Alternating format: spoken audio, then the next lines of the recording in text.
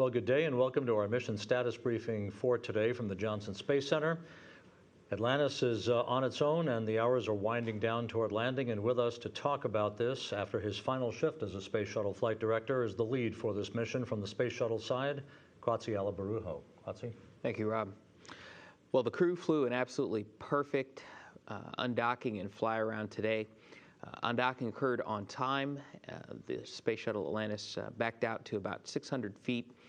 And while they were at 600 feet, the ISS performed a 90-degree yaw maneuver, or essentially a 90-degree right turn to present its off-axis to the shuttle.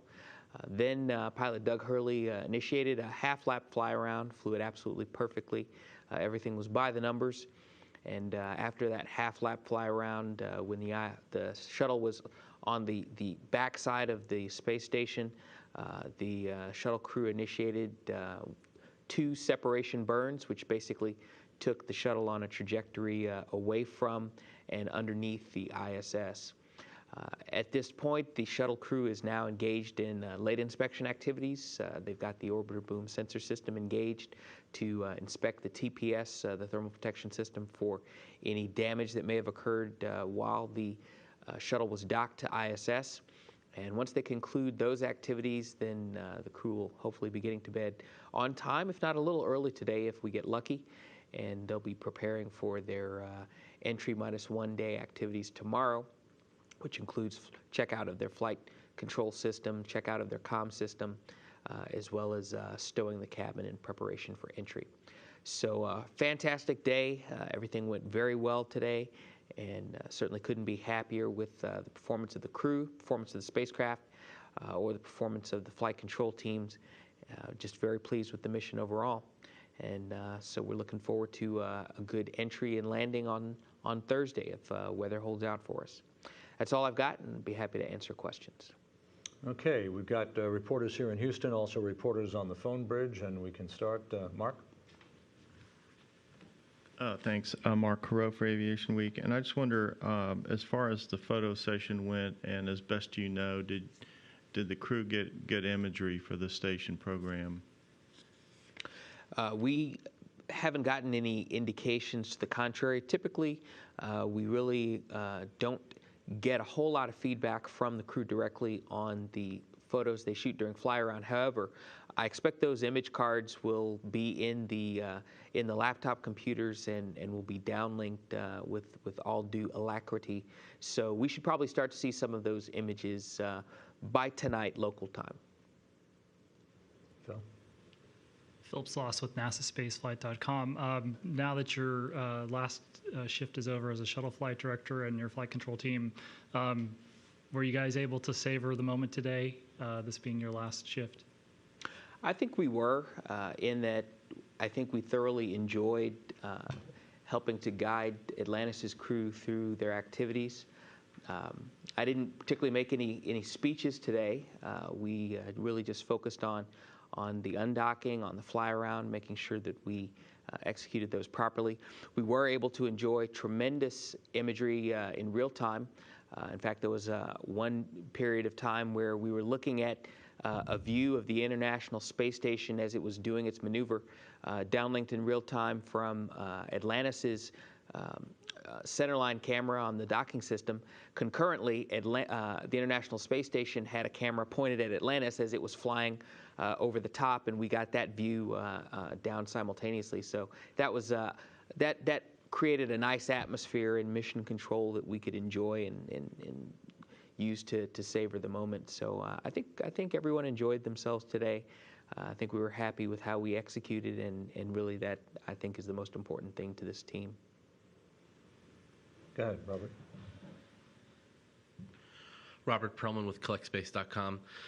Before they left the station yesterday, the crew during their farewell ceremony showed a shuttle model as sort of their monument to the space shuttle program, and mentioned that your signature was on there as one of the modern titans of the space shuttle program. Can you tell me what that meant to you personally to be part of that tribute, and what you see that shuttle model representing aboard the space station? Well, I barely have words to describe how humbled I feel to have been allowed to sign the model. That model will live on the space station for the foreseeable future as a reminder of the contributions of the shuttle program and the role that the shuttle has played in building the International Space Station. I was just talking with the chief of the flight director office this morning when he asked me, did I ever imagine that I would be the lead flight director for the last shuttle flight? And of course the answer was no. As most folks know, I started my career as an ISS flight controller, first supporting ISS as a flight director, and initially had not really imagined that I would have the opportunity to train shuttle and to learn and manage operations on that spacecraft as well. So it's really, I consider it quite an honor. I certainly appreciate and recognize the contributions of those team members who have worked for me and with me over the years, because they're the ones that really make me look smart. I like to joke frequently, and it's not that much of a joke, that my team has been so good that I rarely have to do much beyond just nod and point. It's really an honor, quite beyond too many meaningful words, and it sort of leaves you a bit sad to see the program come to an end. But at the same time, transitions are important, and so I'm just honored to have been part of this particular transition. Gina?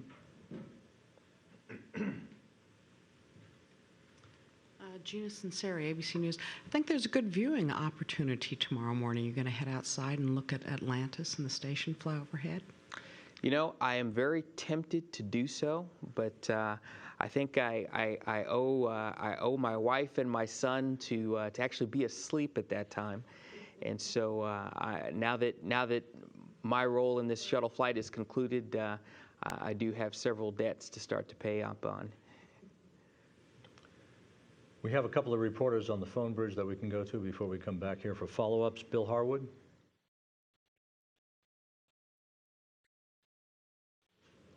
Bill, can you hear us?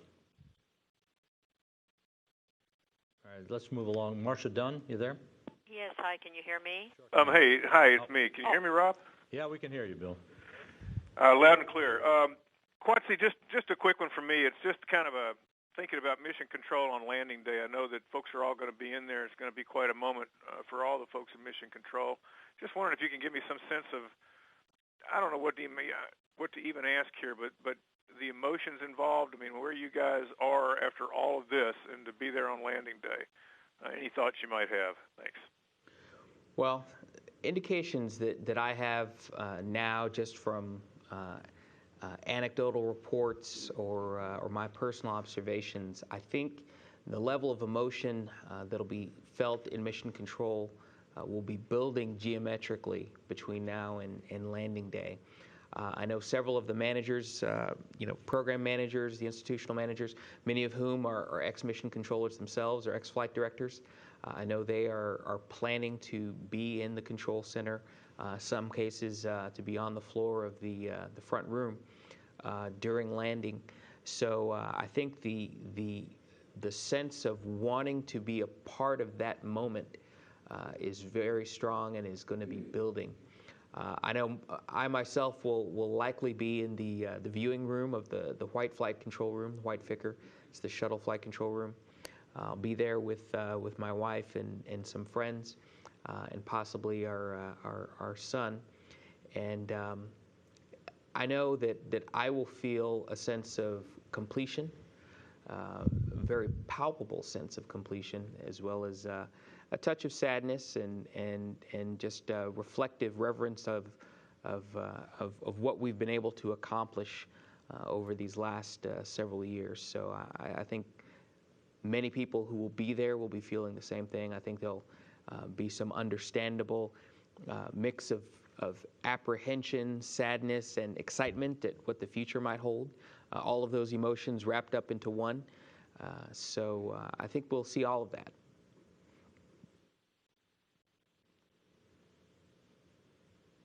Okay, Marcia, you there? Yes, hi. Can you hear me? Yeah, sure can. Yes, Quatsi, it seemed pretty moving to listen to Steve Robinson sign off for the entire team, and I'm wondering if that seemed to be the peak of the emotion in the room during your shift, and also did you, as Chris Ferguson suggested, turn around and make a memory as you walked out of that room?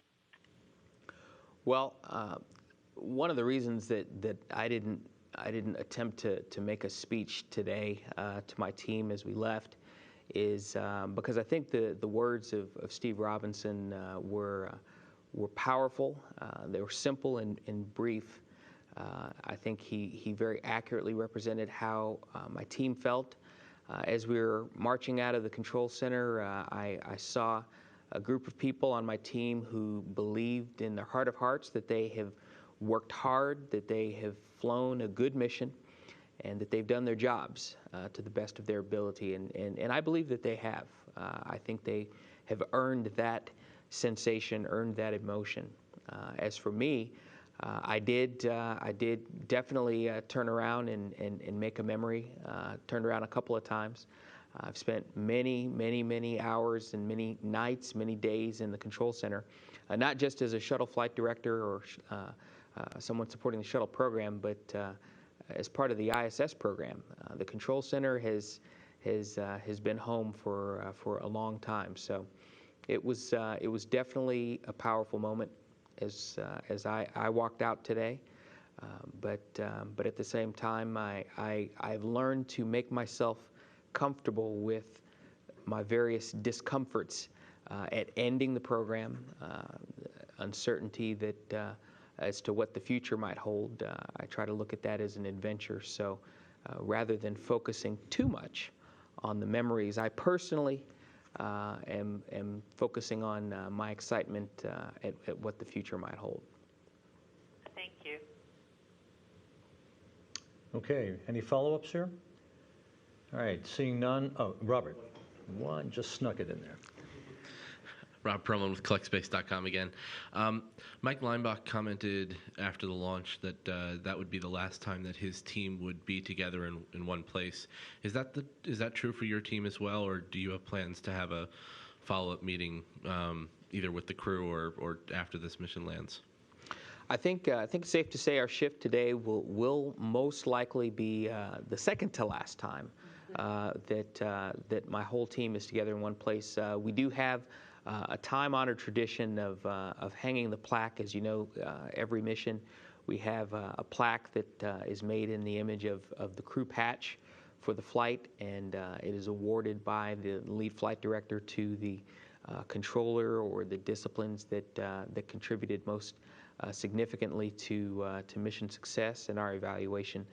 And so that's a ceremony that will occur next week, that almost everybody comes to, all of the controllers, not only the ones who supported the mission, but all of the ones who were back in the office rooting for them and thinking good thoughts and helping to make the mission a success. So we'll see everyone again in the shuttle flight control room for the plaque hanging ceremony next week, and that'll probably be the last time that we're all together as one group.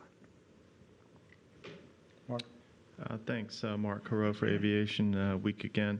I had a couple of questions. Could you just go over the GNC assignments for the rest of the mission and whether there's been any change today? And could you also touch on the cryo margins at this point? Okay. And when you say GNC assignments, I assume you're talking about computers? Yes, sir. Okay, absolutely. When we undocked and conducted the fly around, we were in our standard triple GNC computer configuration. GPCs 1, 2, and 3 were in the redundant set computing GNC software. GPC 4 was our systems management machine, and GPC 5, which contains our backup flight software, that was still in standby mode as it has been since we arrived on orbit.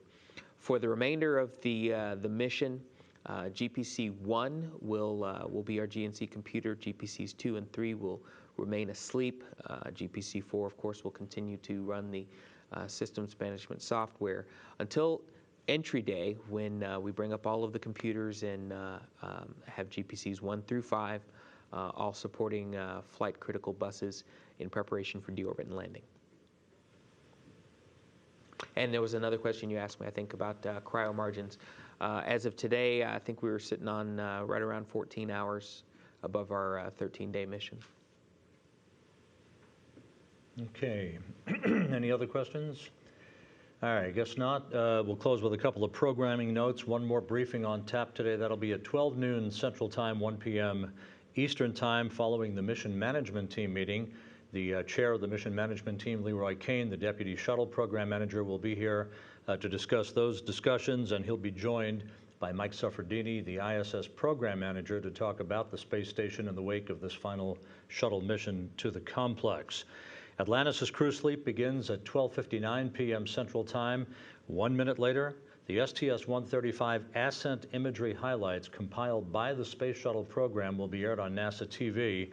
And if you haven't seen those in the past, you don't want to miss these. There won't be a dry eye in the house, I can almost promise you that. So you'll want to watch that. There'll be replays throughout the course of the day with that. Our flight day highlights air for the first time at 2 p.m. Central Time. They'll be replayed in the absence of other programming on the top of the hour, every hour through the crew sleep period. Atlantis' crew will wake up to begin Flight Day 13 at 8:59 p.m. Central Time tonight. And when they wake up, they'll be under the guidance of the entry team, led by Entry Flight Director Tony Sacacci, who will be here at this time tomorrow morning to discuss Atlantis' final landing. You can follow all of the activities of Atlantis and the International Space Station on our website at www.nasa.gov. For now, we'll call it a briefing. We'll see you at 12 noon. Take care.